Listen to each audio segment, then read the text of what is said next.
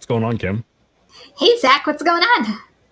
Different week. Happy Wednesday. Welcome to Money Hungry. Thank you all for joining us today. What you been up to, Kim? It's been a busy week. Last week of school, so that was exciting. So now we're on summer break. So now juggling parenthood, hmm gig work, and everything else in between. So it's been fun times. I feel that my son finished school last week as well. So it's going to be a loud, rambunctious summer. I love him to death, but he thinks when I'm home and I'm like editing or working on a script or something, he thinks that it's free game. It's going to be an interesting summer for sure. That's So actually funny. we have a special guest, Kim. Why don't you go ahead and introduce him? Yeah, I am so excited. We have our special guest tonight. He has been around on YouTube for a while. He is an artist, he's a YouTuber, he's a man of many talents, and I love his content. I feel like I'm glued to YouTube every time he puts something out.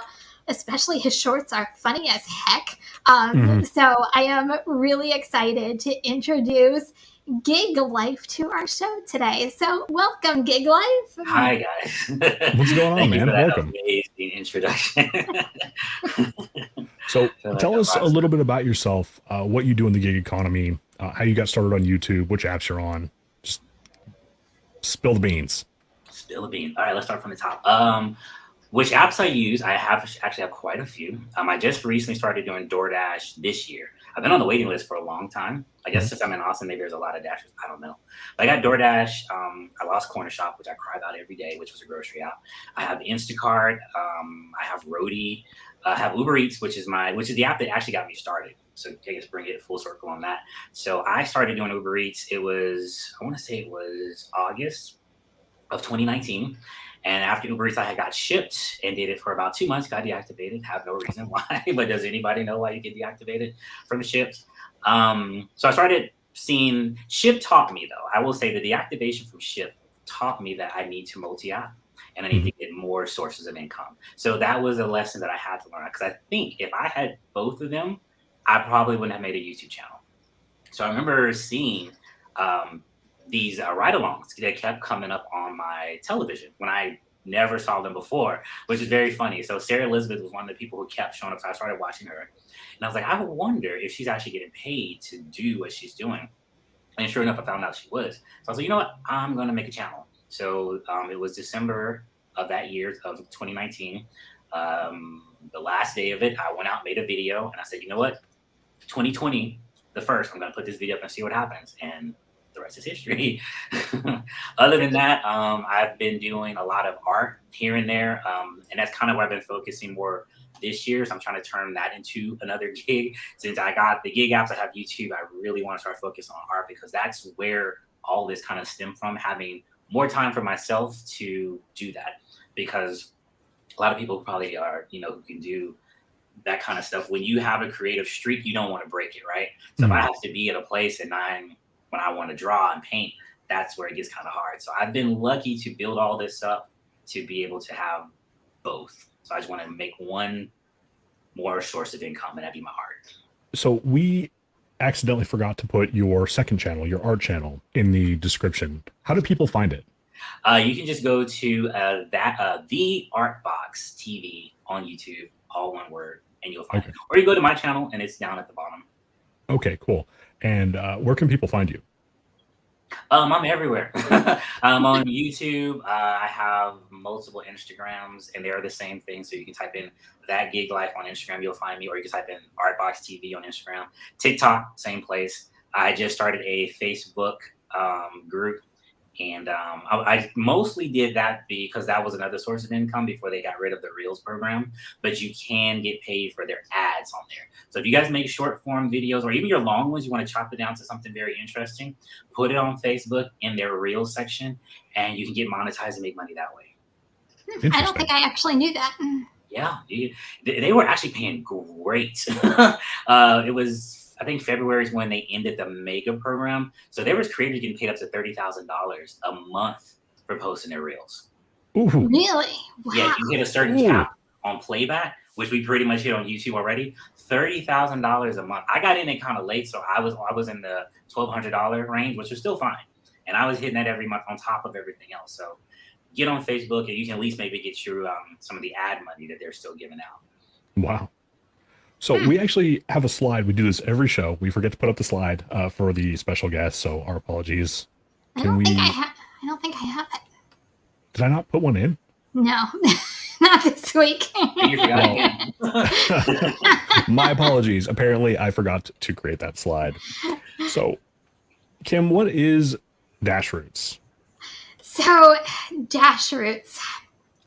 This has been buzzing around Facebook. It's been buzzing around Reddit. So when I first saw this, I'm like, I've never seen it. Supposedly DoorDash has been emailing drivers to join Dash Roots. So I wanted to do kind of my own research and my own digging, so to speak, on it. So it's really kind of interesting.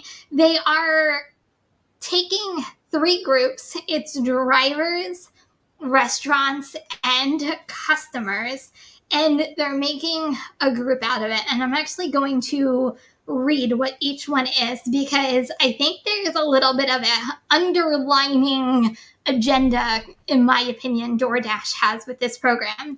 So Dashers, it says 80% of Dashers prefer to remain as an independent contractor so they can keep their flexibility and freedom, since most are part-time.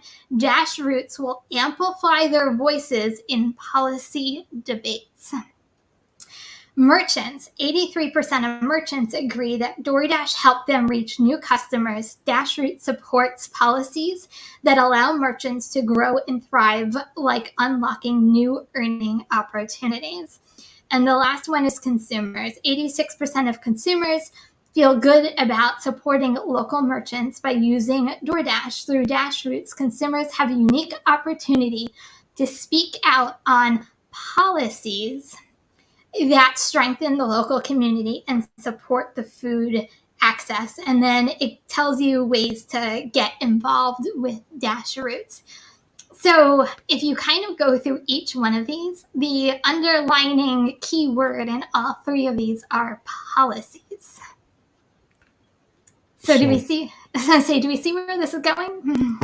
So this is not new for DoorDash to interject their best interest into pending legislation. This is not a new thing.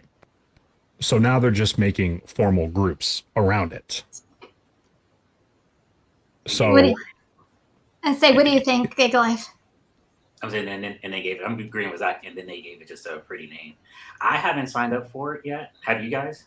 No, I didn't even know this existed until I started seeing this all over Facebook. Supposedly, a whole bunch of Dashers were getting this actually emailed to them saying, please join this Dash Roots. And there was a lot of questions like, what is this? I don't understand. Who's doing this? And it was kind of floating all over the place last week. So I'm like, I've never heard of it. So that's when I started kind of doing my own research on it. And if you sign up, can you opt out? Because like you get locked into this Dash Roots and you under their policies where you have to be like at a 90 or 100% acceptance rate. If you are the Dasher, can you back out of that, or are you locked into these routes?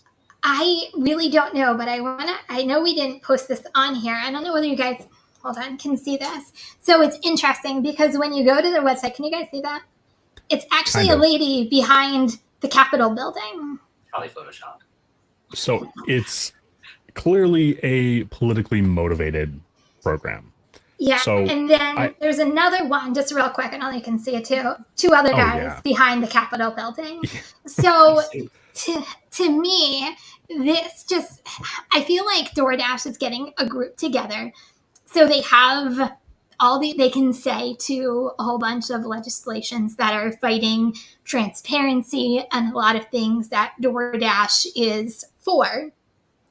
And they can say they have all these people in their pocket that are backing them up, and they can have like a fighting chance against a lot of these policies a lot of states are trying to pass. I feel like it's like they're preempt to get people. It's almost like a petition, so to speak. I feel like it's DoorDash's version of a petition. So Danielle in the comments is saying that you had to sign up for a 6-month term. So before I go on a tirade about this, I want to point out something that is actually truthful in that statement. Yes, the vast majority of drivers do want to remain independent contractors. Most of us do not want to be classified as W-2 employees because that comes with schedules and no freedom, essentially. So where I start to take issue is I've seen how DoorDash conveys messages for pending legislation. They tell half-truths and leave out extremely relevant details. So when they started emailing drivers in Colorado about Senate Bill, I think it was Senate Bill 98.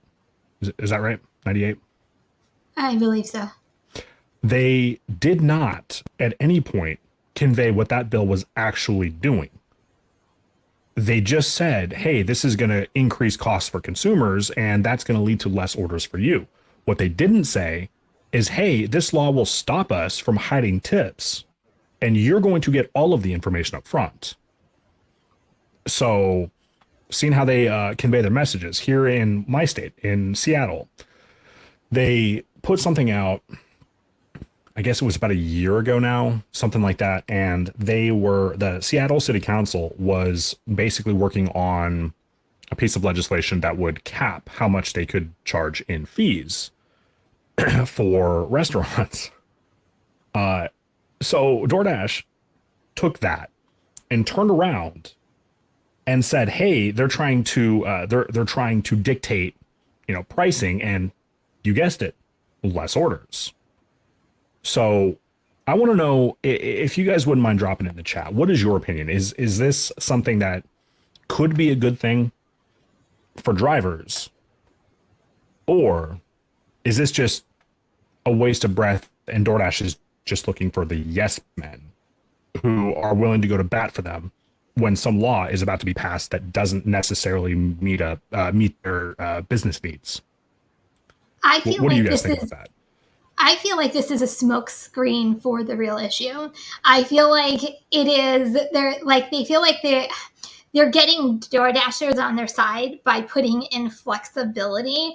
And the one thing that Dashers really want, and that's why we do what we do. Like, I feel like they go for the emotion opposed to, I'm going to throw this in here, but what I'm not going to tell you is they're also fighting for transparency on what DoorDash drivers are supposed to see. So we'll tell you what you want to hear, but the real issues, once you signed up, now you're signed up, now I have your name to present to my case, but I'm not going to tell you I'm not going to tell you all the hidden stuff that they're trying to do for the good of the drivers. Well, it's like Chris says here, it's like a 2-year-old throwing a temper tantrum, and that's very true.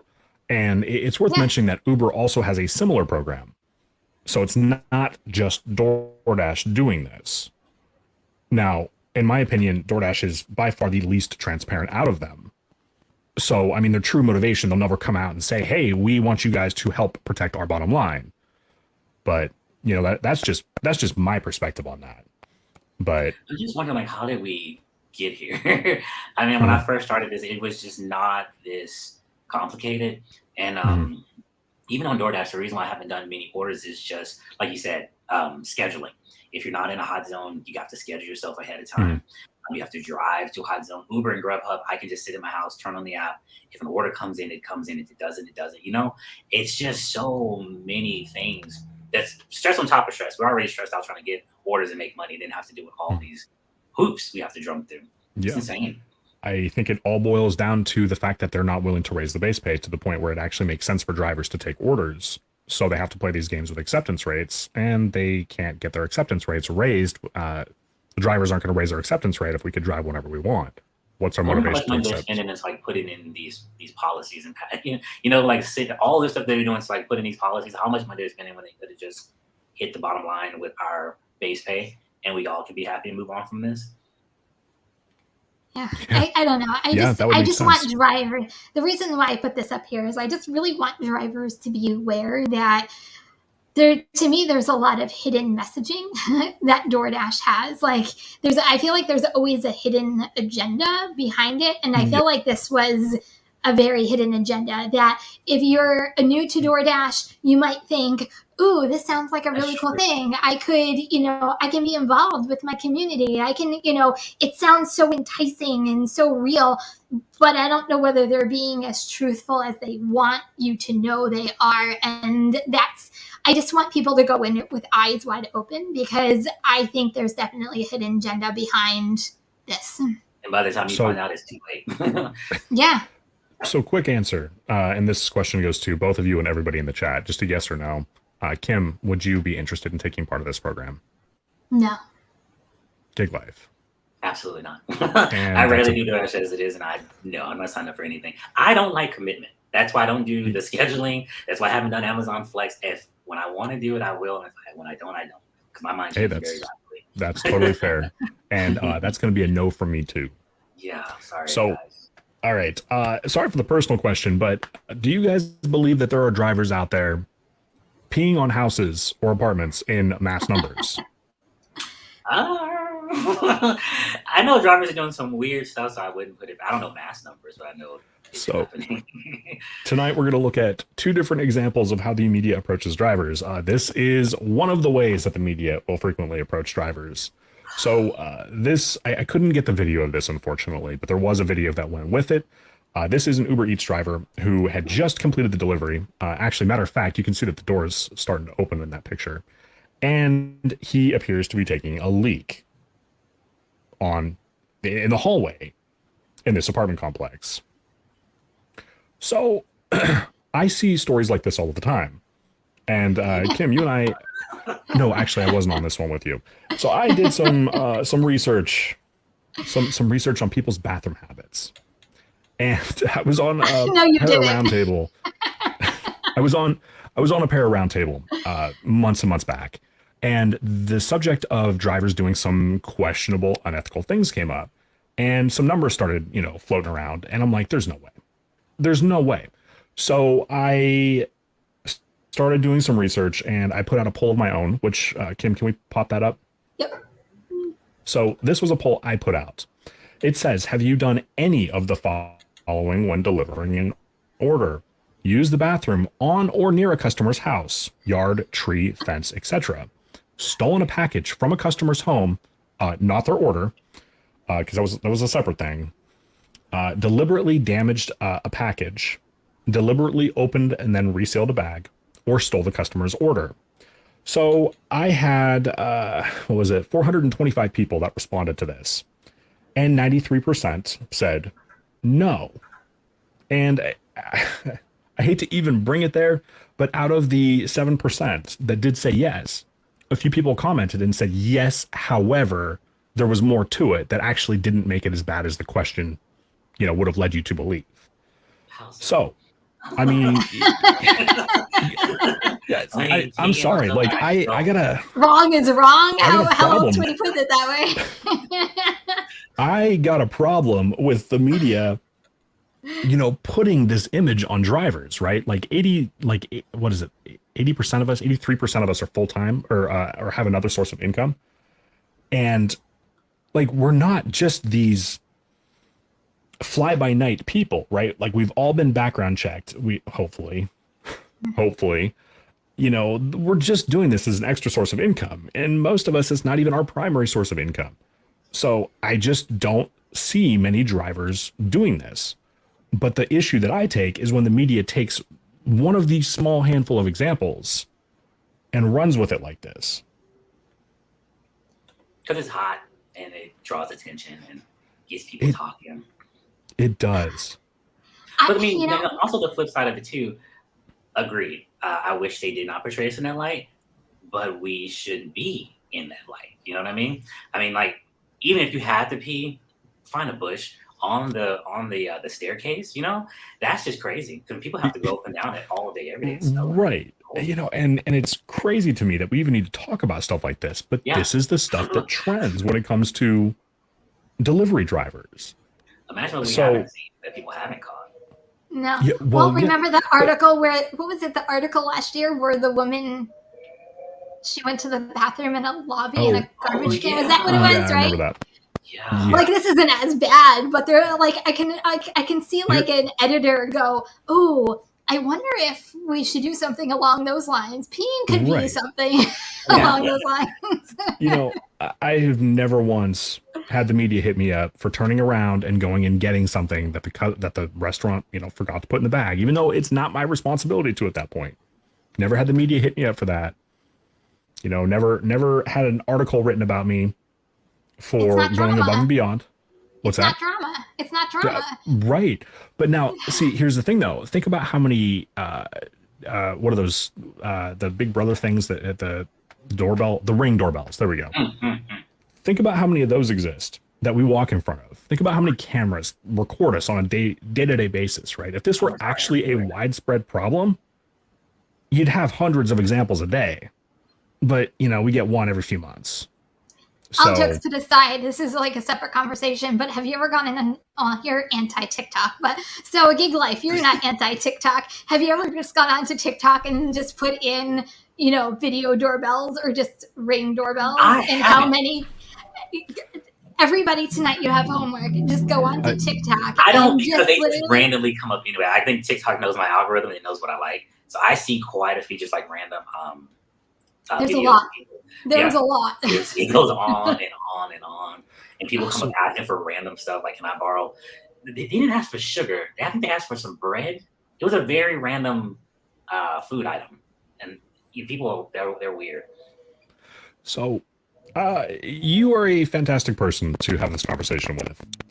Instacart just announced that they are now letting customers choose their shoppers or setting preferred shoppers. Who is that? Who is that? Who is that? Why don't you go ahead and take this one over? Well, yeah, Instacart is, I think it was May 3rd, if I remember this article correctly. They started a beta program where they wanted to test out the preferred shopper. Now, this is nothing new as far as like in the gig world, because it's from my understanding, Shipt has been doing this for quite a while. So Instacart is jumping on the train. Also, too, this is kind of reminiscent of what's that other Dumpling, where you kind of build your own clientele around the grocery shopping experience. But yeah, they want to try it out so where if you do a phenomenal job out there and the customer really likes you, they can have you down as a preferred shopper. Now, I don't know if you go like in a favorites list, because what if you're not available that day and the customer really needs food around that time? So they might have a few shoppers that they might want to do. But as the title says, male shoppers beware, because I was even on Twitter, and I love Twitter's Instagram feed. If you guys ever get a chance, you want to laugh, go to Twitter on the Instagram and look at that. But yeah, a lot of the women, they just want to do away with male shoppers. It is kind of scary because I love to shop opposed to going into the restaurants, because it gets me out of the car. I get to move around. It's AC, especially down here in Texas. It's hot right now. But yeah, it's going to be interesting to see how many male shoppers might suffer from this. Because I mean, I do understand, because when I first started Instacart, it was in the height of the pandemic, right? So you were shopping for everything, you know, and there are certain things that we just don't look for always, and we want to make sure that we get the right things for women. And it might be certain things that women have on their list that they don't want a man bringing to them. You guys know what I mean? So we'll have to wait and see how this plays out. So how did you? Sorry, go ahead. I had to have Kim explain this to me. I'm like, why would that matter for male shoppers? Like, I don't see the harm in that. Well, women don't think men know how to shop. Like, they're just going to pick up the tomato. They're not going to like look at it to make sure it's not bruised. They're going to just go pick up like the first thing, a package of lettuce. They're not going to check the back to make sure it's not molded. And a lot of guys are like that. A lot of shoppers in general like that. They just want to get the order done, get the money, move on to the next order. So that could be why a lot of women prefer the detailed eye of a woman, supposedly, I guess. But if you look at a lot, just real quick, if you look at a lot of comments on either TikTok or there's a lot of these videos popping up about male shoppers, is a lot of people complain that male shoppers don't do substitutions properly, that they just literally move on to the next one, or they don't tend to try to find a substitution. And that's another, besides produce, substitutions is another thing that if you look at the comment section that supposedly male shoppers aren't good at. I don't know, I'm not a male shopper, so you guys would have to probably tell me that. I can see that point of view, because until I started doing this, when I go to grocery store, I only get the same stuff. You know, it's going to be a thing of chicken, some ground meat, some noodle, you know, very basic stuff. So if someone has like a very specific type of sauce or something, if I don't know what it is, the odds of me trying to find a substitution for it is probably going to be slim to none. But as I've been doing this for years and years, I kind of know where to look and what kind of things to, like, you know, match up. Like, okay, this looks like duck sauce, so we'll give her this type of duck sauce. So I can definitely see that being a problem with some of the male shoppers. So how did you end up on the Daily Dot? They just snatched my content. I posted that and I didn't even like check into it, and then I came back and I saw I did pretty good numbers on TikTok. And then in the comment section, one of the, I guess whoever wrote the article, she was looking for a comment from me, but it was already posted, so it was past that time. So how many times have you been on the Daily Dot now? I want to say 4 that I know of. I should probably scroll through and check my tag. They probably have me on there more than I know. That's awesome, though. Can you imagine if you're just randomly like on some big publication and didn't even know it? Or like the news, like a major network. Right? Well, the guy peeing on the corner, on the stairs, was on the New York Post. So can you imagine if you were this guy and you thought that you were so discreet, and all of a sudden you're like this face? Just once. I want to see an article. Uber Eats driver doesn't piss on apartment. I want to see that title just once. Yeah, we like a heroic article. Everything they show us we're doing is bad. Right? Okay. Or, show the video where I went ass over tea kettle once, fell off a customer's porch when I was delivering their order. We're not always doing something bad. Sometimes it's a restaurant for that guy having to pee. Maybe the restaurant said, no, you can't pee in here. Remember, a lot of restaurants won't let you use the restroom there. He's like, I gotta go. I'm not gonna make it back to my car. I just gotta do it here. True. So I was gonna say, I had a disaster of an order weeks ago. It was for Mother's Day weekend, and they had an iRain camera, and I'm like, oh man, what they probably, the video they probably got out of this, if they were on any social media, I probably would have been plastered. Hey, it could have made for an interesting topic for the show. I could have probably made the news. So, gig life, how safe is your market, would you say, overall? I can hear you, I'm sorry. How safe is your market, would you say? Safe? Yes. I would say it's safe for me for the simple fact that I grew up here. I've been in Austin all my life. So I know where to go and where not to go. And so that's my personal thing. But there are some areas, like in every place there, that you just know you kind of probably want to stay away from if you can. Even just not even areas, you could just be put in situations that have nothing to do with safety. The one story I think I have a video of it too. Customer put the wrong address into their into the grocery app. It was a corner shop order, as mind you. They actually were across the street, but for somehow they put the address for the person, in front of them. Interesting enough, the way they described everything was exactly how their house. I got a fence. There are going to be some dogs back there. The fence is black. Blah blah blah blah. There's an outhouse. That's where I'm going to be. Just drop the food off and leave. I followed these instructions. Come back out to my car, and the woman comes out the house next door. She's like, "Hey, are you doing my delivery?" And I'm like, "Well, it's back there." And she's like, "Oh my God, I gave you the wrong address. I think you dropped it off at the wrong house." Then the woman who lives at the house, mind you, it was dark. So I'm out there with a flashlight. And I was wearing all black with a flashlight trying to find this, literally breaking into this woman's house. They had no idea who I was. And she comes out. She's like, "Oh, I saw you with a flashlight. Are you okay? What are you guys doing?" She's like, "Oh, I think I gave him the wrong delivery address and my food is in the back of your place." I said, "Well, you guys can go back there and get it, because I'm not going to go back there and get it, because they have beware of dogs." And I'm starting to think I had no idea what dog was back there. Thank God nothing attacked me. But yeah, it could be a situation like that. I have porch pirated a couple orders back from people's door a couple of times. So I think we've all done that, and it makes me, oh my God, it makes me so nervous going back, because I'm like, oh my God, these people probably think I'm trying to get into their house. So, or somebody's watching it, thinking one of those people who are put the food down, walk off, and then put it back. So many scenarios go through your head when you got to go back and snatch it. Yep. So, and it's always the dark house where it's it looks like you're creeping around. It's never the well-lit one where people are outside to tell you you're about to make a mistake. Yeah. So, but this conversation brings up an interesting question. What lengths would you guys go to personally to stay safe while doing deliveries? I saw this when you guys sent me this article, and it's pretty smart. It's sad that this person has to do this. I don't know where they're actually delivering it, but it's pretty smart if that's what they have to do to stay safe.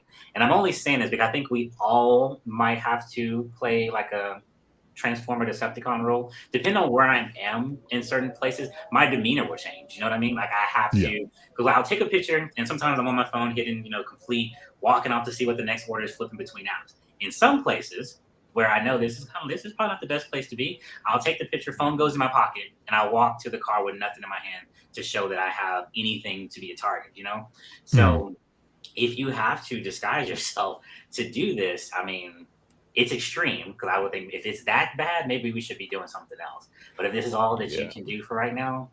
So, I mean, props to her for getting creative. For those of you who are listening as opposed to watching, we have a screenshot up right now, and it says male privilege. Female DoorDasher disguises herself as a man so she could deliver orders at night without incident. So, I mean, it's creative, but I think that this is a symptom of a bigger problem like you were talking about.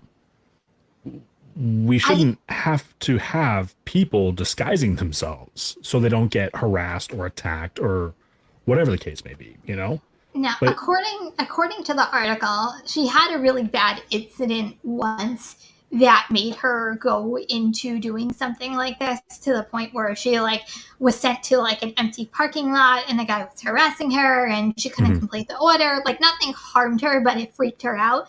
So that's what kind of led to her dressing as a man for protection.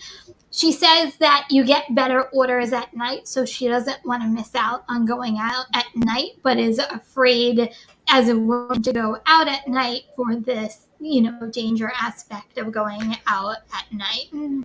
So I guess my first question to her would be, is there a different area you can be in where you don't feel the need to do that? And if not, is there a different app you can do during the day so you're not putting yourself in harm's way to begin with, or at least not to, necessarily this level? Now, see, I used to work until 10 o'clock every night like that. And this is during pandemic time, even up until last year. I was always 10 o'clock was my cutoff time.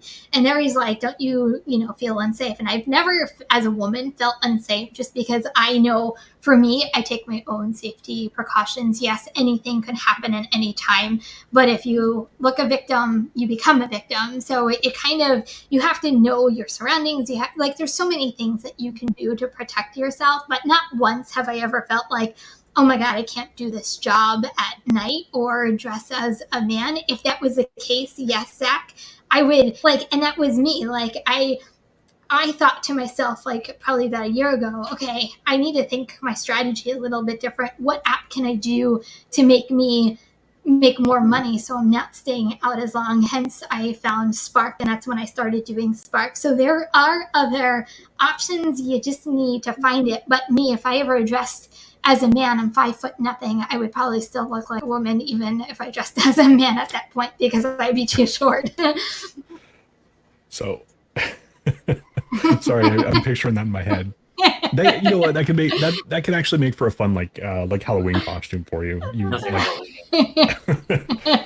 dress up as me with a shitty beard, and I don't know. It could be fun. Oh, are you gonna dress up like me? Because that would actually be kind of fun. Oh boy, I could see that going viral for all the wrong reasons. Now that'll make the news. Ooh, maybe. You would make the news that way. So, anyway, so all right, I want to throw a little bit of knowledge in here, and hopefully this is something you guys already know, but I'm gonna say it anyway.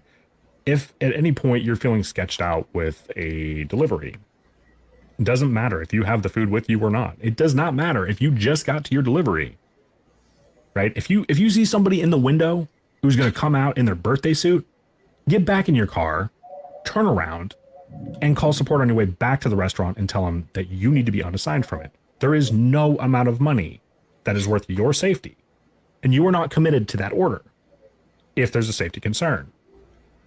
No, not at all. Chris, the real question, do men or women get tipped better?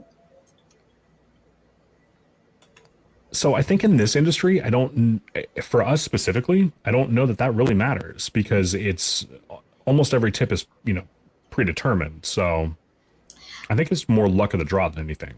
I think when it's done in the app, I think, yes, it's the luck of draw. Like, you don't know who your driver is going to be, and you tip ahead of time.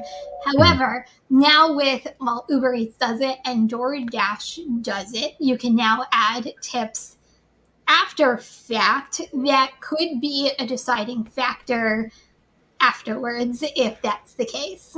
So it depends on how the driver, I guess, looks. So you have to make sure you have a really nice profile picture, because a lot of this is a contactless delivery. So yeah, if they don't see you looking good, you might not. Okay, so everybody show their Uber Eats profile. Oh God. I have like this crazy like McDonald's hair going on because it was like lockdown and there wasn't any barber. Picture was so Yeah, I know it was bad. So I want to kind of touch on that a little bit more though. So I read an article recently that, and I'm not saying I agree with this because I frankly don't, but for argument's sake, I saw an article that said that women typically tend to tip better than men. So going with that, who would stand a better chance of getting a tip added to the order after the fact, you or me, right? I think it's going to be me. Unless you're doing yeah, Instacart. I'm gonna give that flirty little smile I got going if I get to see her. And thank you, ma'am. Have a good night. And yeah, it's like 100% it's going to be me. But if you kill them with kindness and my wonderful personality, well, you are kind and you do have a fantastic personality. That's my point. You give great customer service and boom, extra tip. But I mean, right, but if it's a gentleman who answers the door, then you have the better chance of giving an extra tip, right? But if it's me, I think, I don't know. Guys, let us know in the comments. Who do you think would get tipped more after delivery, men or women? Okay, you're just cherry picking now. That's not even fair. So, just real quick, someone actually has a question for you, Gig Life. Oh God. Next week, possibly. I was supposed to actually have one out on tomorrow, but I've been slow to get everything edited. So next week for sure. So Chris is going with women. Look at OnlyFans. Women. What's OnlyFans? You don't know what OnlyFans is? You don't know what You don't know what OnlyFans is? That's sarcasm. Nope. He has to know what OnlyFans is. You're lying to me. You're liar, pants on fire. You're on social media and you don't know what OnlyFans is? I have no idea. That's your homework tonight, Zach. Go some OnlyFans. Thomas, thank you so much. I really appreciate it. Thank you, Thomas. Appreciate you, man. Make sure the kids are not around. Oh, it's one of the. Oh, it's naughty. You are such full of you know what. I'm gonna have to do some research for science later then. Yeah, you do that. A liar. So, recently we have seen DoorDash start to make some changes where they are now raising the completion rate to 90% in select markets, and that is up from 80%. Let's have a conversation about that. We have a slide. Okay. Oh, there we go. Kim, do you want to read that off for us? Yeah, we want to let you know that we are making an update to the minimum completion rate criteria for Dashers in your area. Starting Wednesday, July 5th, 2023, the minimum completion rate to remain active on DoorDash platform will increase from 80 to 90%. We understand this is a change to the completion rate requirement you're used to. To help with the change, we will be resetting your completion rate to 100% tomorrow, June 14th, so you can continue. All right. So something I want to point out right off the bat. They are resetting it on June 14th. So, I mean, this is already passed. However, they are not they're not implementing this change until July 5th. So in my eyes, they're letting drivers, they're resetting the completion rate requirement so they can tell drivers, oh, we, gave you the chance, but they're also giving them enough time for that completion rate to fall below the deactivatable level.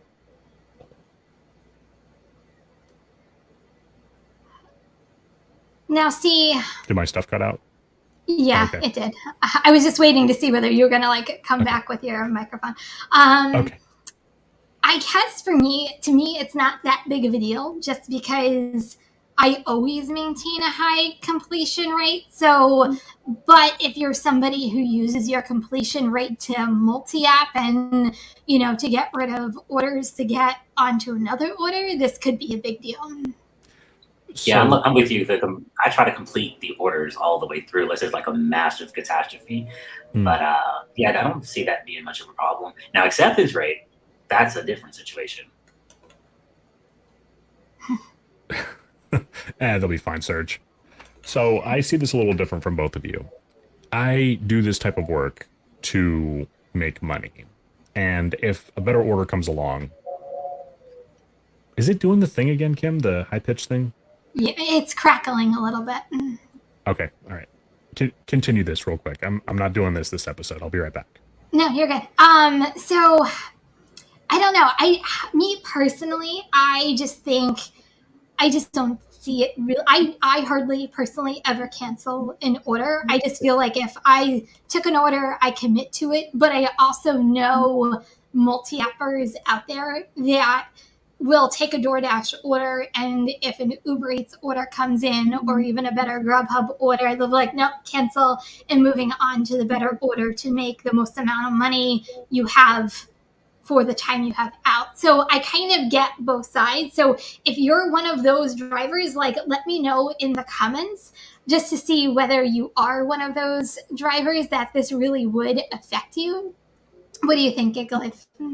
I'm with you. Just like, I try not to take an order and not see it all the way through. And I get where Zach was about to go. Like, if I'm sitting in McDonald's for 15 minutes and Grubhub is on, and Grubhub has a $20 order for 2 miles, do you really want to sit there and wait for that McDonald's order to come through? But I mean, that's kind of like, I guess, I don't know, I guess just trying to have a strategy to where you don't have to keep dropping a lot of orders to where you fall below that rate. And normally too, if I'm in one restaurant, I multi-app, but I multi-app different because you could be taking an order that's going to take you south originally, and you take another one. Let's say it comes from the same restaurant that could be taking you in a whole nother direction. That's a bad way to multi-app. But completion rate, I normally don't have to worry about that too much, I don't think. So no shade to anybody who does it the way you guys do. That's admirable. There's nothing wrong with that. But for me personally, I just don't have a problem with unassigning an order in favor of a better order.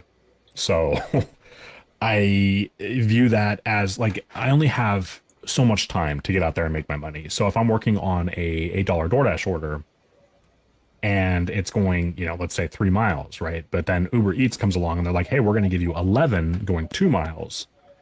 Like, that's kind of a no-brainer for me. So, some people will disagree with me, but it's a business for me at the end of the day, and I need to treat it as such, and I need to take the best opportunities that come my way. But speaking of running a business, though, so for me, part of my business is the large order program, which requires you to have a 95% completion rate at all times. So for me, running my business, like, I need to maintain that high acceptance rate because majority of my tips and a lot of my orders come from the large order program, which makes me the most amount of money in the shortest amount of time that I have to go out. So I think it just depends on how you really run your business when you go out and work. So yeah, and which apps you're multi-apping with? Because normally when I'm multi-apping with a restaurant and a grocery app. I know most people like multi-app with all the restaurants, so it gives you more of that kind of, I don't say confusion, because if you have all your restaurants, well, then all the restaurants are hitting you, then it kind of like, okay, then I have to choose between all these orders that are the highest ones coming in. Now with a grocery order, like I said, if I'm sitting in McDonald's and it's taking a little bit of time, I have like a 15-minute window to get to the grocery store. Let's say I'm sitting there for that $8 McDonald's order, and then an Instacart order coming for $30-something. I can accept it, knowing I have enough time to get this McDonald's order and then go over there. But when it comes to the restaurants, I think you might have a shorter amount of window to make that decision. You know what I mean?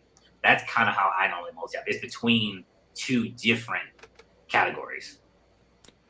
So, Kim, you're in a really good DoorDash market. Am I frozen again? No, you're good. I'm listening to you. Okay. All right. So you're in a really good DoorDash market. I am not. So I don't, my acceptance rate's like 4% or 7% or something, right? Because I mean, really not many orders that come through are worth taking. So even if the LOP were a viable option in my market, for me to take the steps to get to that, it would completely wipe out any additional help the LOP would, give me, because I'd be taking a bunch of $4 and $5 orders that are going 6 and 7 miles. But you don't need a high acceptance rate to be on the LOP program. You just need a that's higher. about to change though. Well, it might. We're seeing them roll out those driver tiers, so it's coming. It's coming. Well, we'll say might for right now. So, and well, yeah, okay, that's fine and well, but the Diamond program, which my market was like the first or second in the entire country to get, was supposed to end last like July. And now look, now it's freaking everywhere. Now it's a cancer everywhere. I don't see it as a cancer. It makes me money, so I can't see it as a cancer. It makes this much difference in my market. So, I wish I had these DoorDash problems. you know what's actually really good? You know what's really good about that, though? I just want to turn the app on and just deliver food. I don't care about tiers. I don't care about it. It's just supposed to be very simple. We're not doing brain surgery. I will say this about the Diamond program. It was so effective in fooling drivers.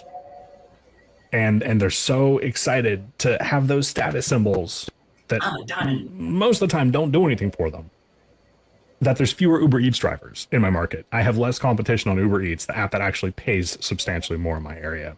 See, that's not my area at all. Like, not at all. Uber Eats is it's not good at all. Like, I can't tell you, my acceptance rate on Uber Eats right now is 6%. Just because, like, I can maybe get one, if I'm lucky, good order on Uber Eats a day. And that's really all I'm seeing. Like, I see $2 orders. I see $3 orders literally constantly for the entire day.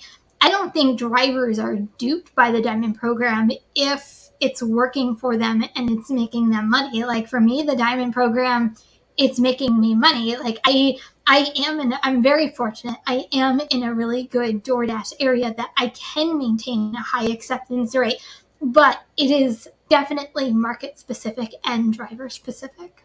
So I want to wrap the 90% completion rate up with saying one more thing on that. I don't necessarily view this as catastrophic for drivers. I don't think it's like the end of the world. It's not the biggest thing ever. It's far from the worst thing that they have done. Does it give us less flexibility? Yes. But at the end of the day, typically before you start unassigning orders in favor of other orders, you should really know your market well enough to know if that unassigned is actually wise or not. So, it sucks. Yeah, it sucks, but it's not going to be the end of the world for most of us. So we came across an interesting story. And Gig Life, I want to get your perspective on this. What would you do if you were handed those bills on a cash on delivery? And for those, real quick, for those of you who are listening as opposed to watching, there are four $5 bills in view, and the pictures actually cropped. There were more than that, and they look completely real up until you see the tiny little word replica. How are you guys handling this one, Gig Life? I probably wouldn't handle it often because I don't do cash on delivery orders. So unless that was a cash tip, that would be different. But then again, I would have taken a order that already made sense to do in the first place. So that tip would have just been on the top of that. But yeah, that's why I don't do cash on delivery for any of the apps, because of that right there. So would you throw the money away? Would you call the cops? Like, get this out of my face. Yeah, I honestly don't know how I would handle that. I mean, honestly, how many people actually sit there and like really examine the money? You probably just see the 5s and the 10s, like, oh, thank you for that, and do with it at, later on. I guess you'd have to report that, right? Anytime you get counterfeit money, you have to report that to somebody. I don't know, but as a driver, you're not like, the whole thing on cash on delivery is you take the money and you pocket the money, because then DoorDash deducts the whatever they deduct, and then the rest is yours to keep. So you just lost, according to this, what did we add it up being? $37, I think it was showing, if I'm not mistaken. Something like that. So now as a DoorDash driver, you're out $37 So in like you one just order. paid for their meal and didn't get tipped. Yeah, I don't do cash on. I don't do cash on delivery. No. First of all, you are a walking target if you're doing cash on delivery. Do not do that. All that cash. We were just talking about a woman who would have to dress as a man. Imagine her with cash. There you go. Yeah, that's just too much. So I went on a tirade about this in a video 6 months or so, 8 months ago, whenever they started rolling this out, and I can see almost no scenarios where this goes right. And ultimately, DoorDash painted a target on all of our backs when they told customers, hey, you can order, freaking DoorDash and you can pay in cash. Now, all of a sudden, you got potentially hundreds of thousands of customers that think we all carry cash on us. Add that on top of the fact that we can be summoned quite literally almost anywhere, including to an empty parking lot in the middle of the night. That's a recipe for disaster. I signed up for GoPuff back before the pandemic. GoPuff was all cash on delivery as well, and I never signed up for it. I think Gig Mom mid-pandemic started doing it, and she said it changed over to digital because contactless delivery. How could you exchange the cash that well? But no, I never want to do anything with cash on delivery. Yeah, I agree. People can suck. And this is one instance that they do. Like, no, as a DoorDash driver, no, it's a safety issue. Why would, you are just such a target. If you have cash on your pocket and these people know you're coming with cash, man, it's just a recipe for getting mugged, robbed. There's just so many things that go wrong. No, I do not do cash on delivery whatsoever. I'll just be a cashier if I want to deal with counting out bills and exchanging tins for five. No, I'm just not. No cash. So I worked for a casino for years and years as a dealer, and I would handle a dealer for a casino. Okay. I was slinging for about 5 years there. So in any given night, I mean, on a weekend, it wasn't uncommon for me to handle $50,000 in cash. Wow. So some of those bills feel real. Like, you can get handed a counterfeit bill that feels completely real. So, you really do have to be exceedingly careful when you're taking cash from somebody, because a lot of the good fakes, and again, I only know this because I worked in a casino and they used to deal with this from time to time. The good fakes will pass that pen test. They sometimes will even have the holograms in them. Wow. And they'll feel real. So, the counterfeiter on this one, they're trying to avoid the legal action by just putting replica on there, because they can point to that and be like, hey, see, it's, it says right there. So, I'm calling the cops. I'm camping out in front of that person's house and I'm calling the freaking cops on them. Sorry. You passed me one bill that says replica. Maybe it was a mistake. You passed me 2. Probably not a mistake. You passed me 5. Definitely not a mistake.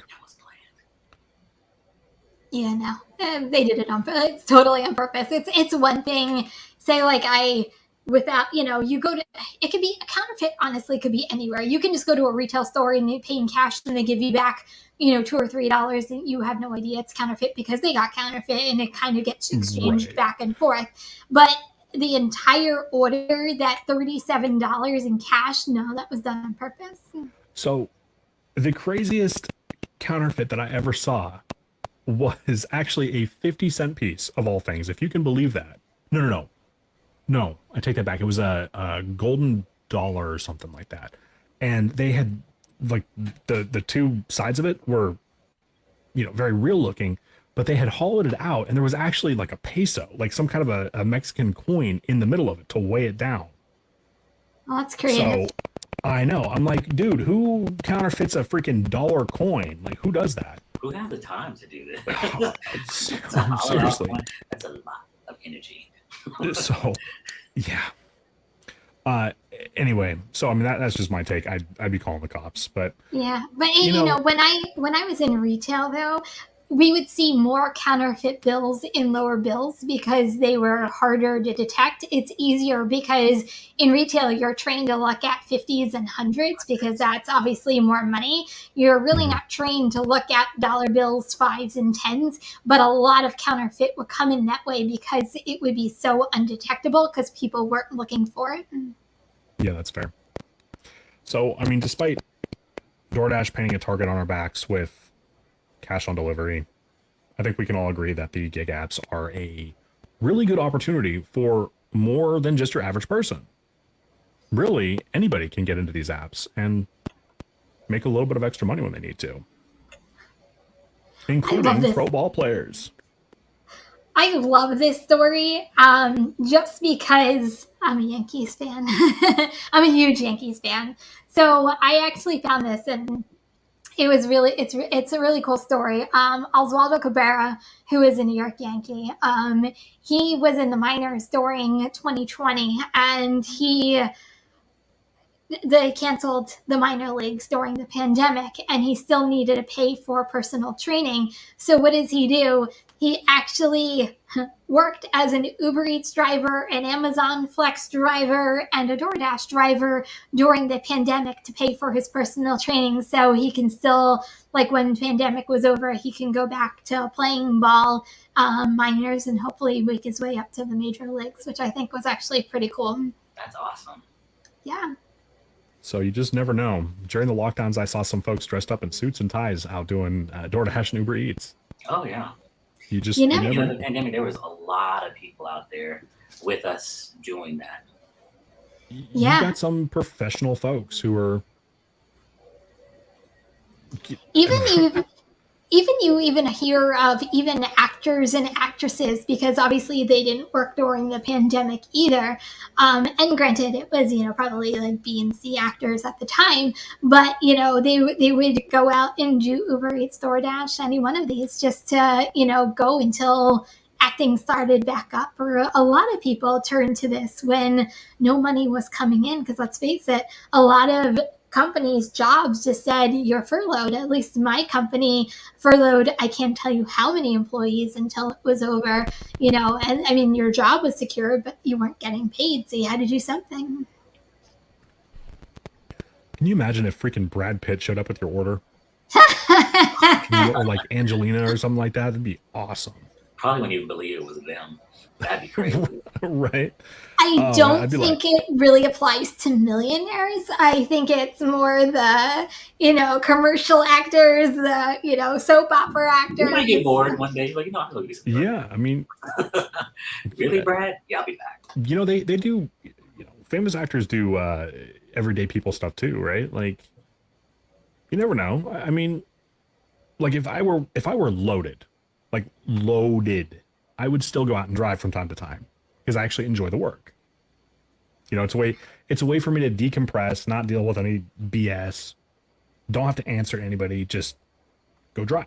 It's a nice way to escape for a while, at least in my eyes.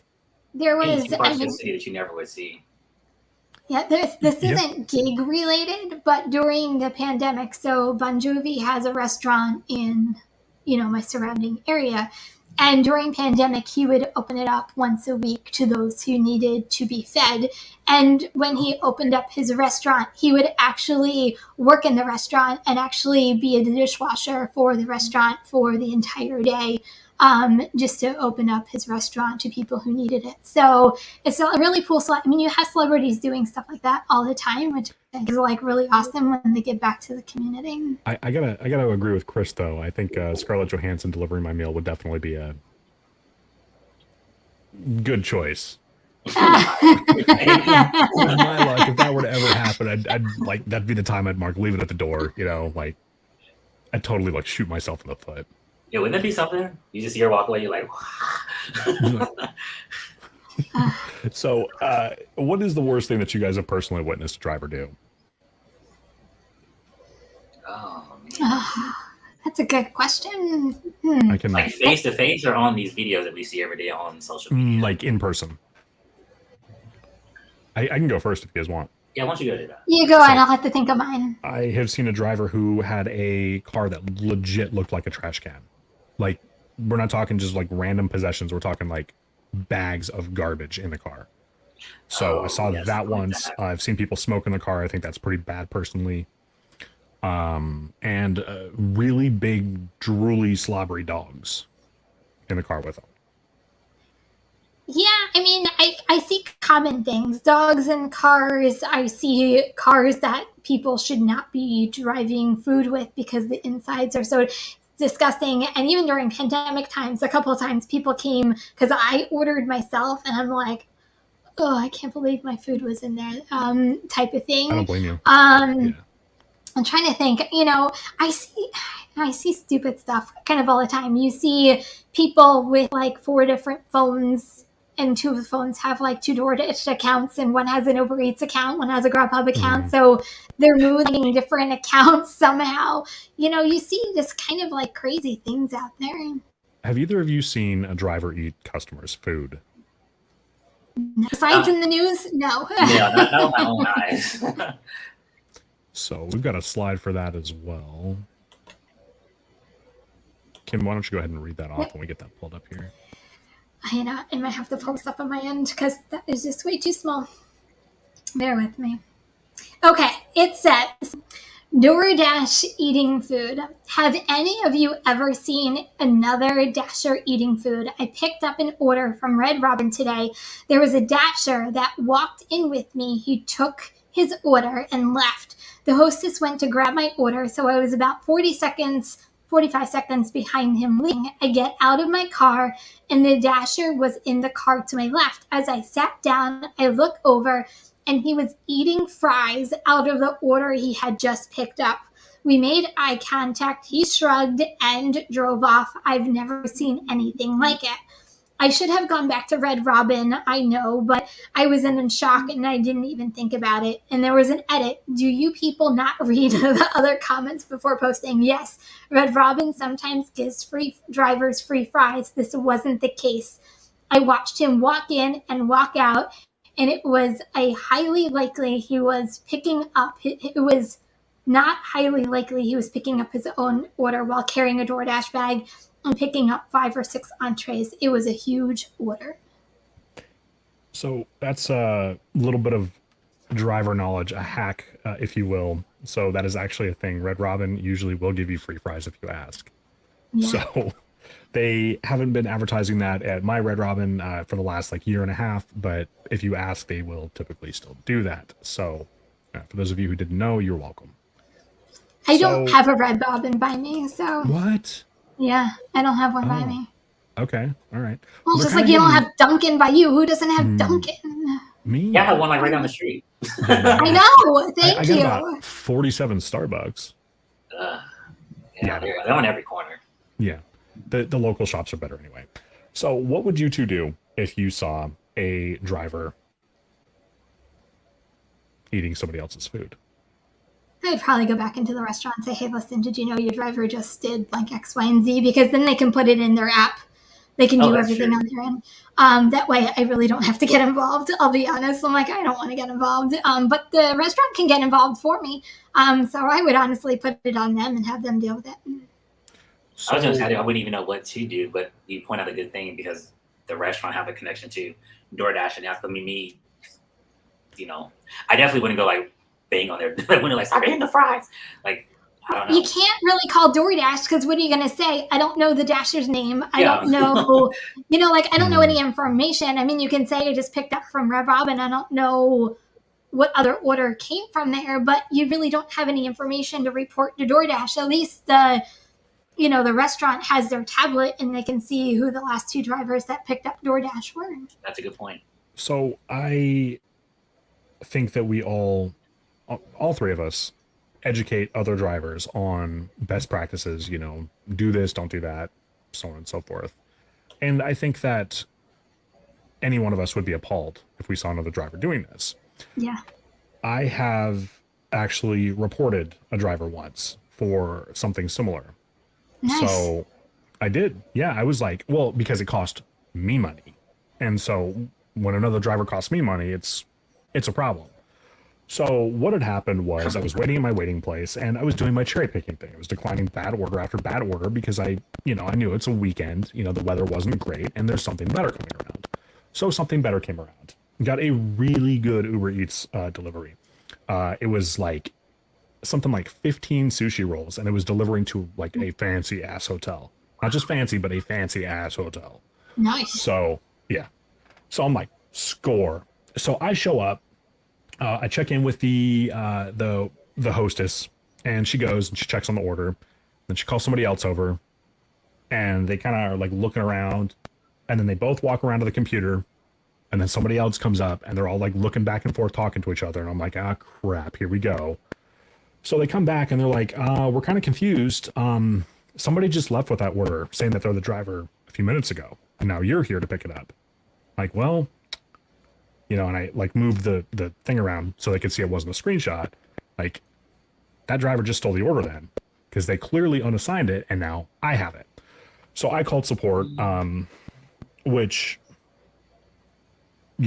some may say it was a waste of my time, and frankly it was, but I have zero sympathy for a driver who does that kind of stuff. Yeah.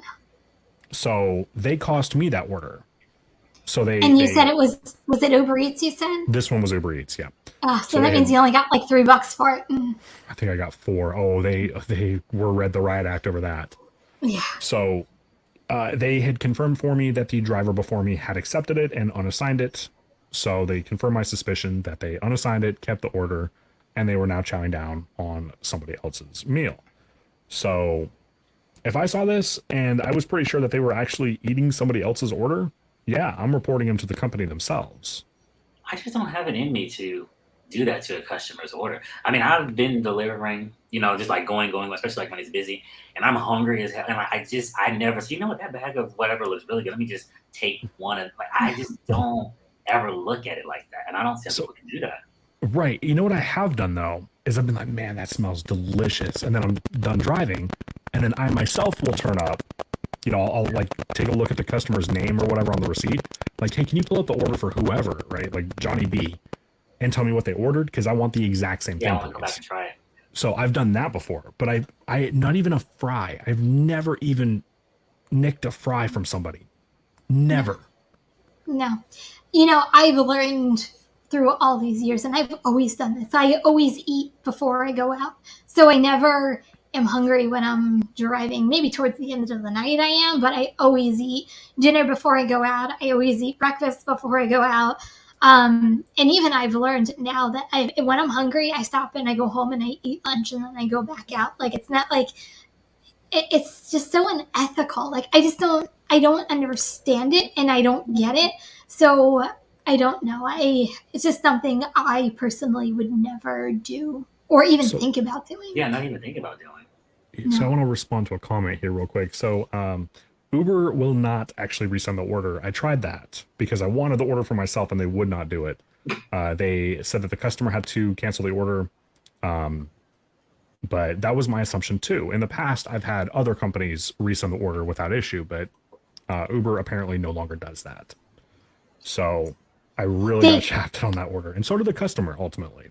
I've learned, though, that at least with DoorDash, I don't know if it's the same as Uber, they can't resend the order. They actually have to refund the customer and reorder it, just because there was a lot of issues with restaurants getting reorders and not making the reorders because they said that they already sent it out. So if it comes through as another order, at least it's already prepaid. A lot of restaurants were getting screwed because they wouldn't get actually paid for the reorder. In this way, by reordering it, it actually now pays the restaurant. So a lot of policies have changed regarding that, just so it's more ethical kind of all the way around. Yeah, I haven't ran into a situation where I've had to call support over a missing DoorDash order in probably over a year. So, well, maybe last summer. I don't know. So, anyway, we have one funny today. Kim, I've kind of noticed we got a theme with some of these funnies. Yeah, this poor guy. That's the only thing I kept saying. This poor guy. The internet has a dirty mind, folks. That's all we're going to say. Apparently, between whatever You know what? I'm just gonna leave it alone. I'm gonna get Harry in trouble if I go for it. So, Kim, I got this one for you. Don't worry. Thanks. So this poor driver entered his name as Seaman. In the why I deliver area, it says, sorry for this mistake. My name is Semyon. So that's a pretty big oopsie considering the fact that he cannot edit that. No. So he could call support and have them fix it, but he himself cannot edit that. He needs to jump on it like right away.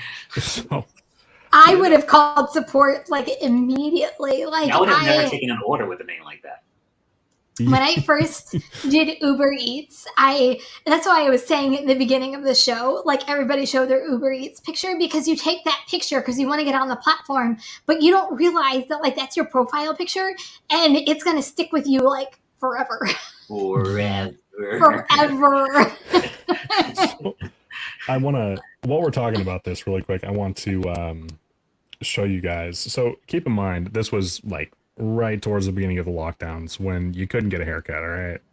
So just going into it, know that it wasn't my proudest moment, but oh, actually, you know what? That actually has my legal name. Never mind. We're not doing this. So yeah, no, that has the government name, not what I go by. So we're not going to show that. So, but I had this like funky like McDonald's hair where it was like parted down the middle and like it was like this. It was bad. So you didn't try to do your own haircut at home during pandemic? No, but we did hold my son down. Not really hold him down, but we did get my son. And Kim, I'll have to send you some pictures of that. They are hilarious. He begs to differ, but everybody else who was there thought it was funny. So it's all fun and games until he turns like 20 and then you blackmail him with the pictures. You know, and the amazing thing is it actually looked really good for about 2 weeks. And then it like grew out all uneven. And, you know, it was like, well, you know, sign of the times, kid. You know, you'll be fine. Yeah. So, all right, guys. This is, I think, a good place for us to wrap up. Gig Life, where can people find you again? On all social platforms, mostly YouTube these days, and just look up Gig Life. And if you want to check out my art, it's going to be the Art Box TV, also on YouTube. All right, and you're on Instagram, TikTok, and anything else? Not that I know of. Probably the Daily Dot, and they have this one. So we would like to thank you all so much for joining us. Gig Life, thank you so much for joining us this afternoon. Yeah, thank you. Gig Life.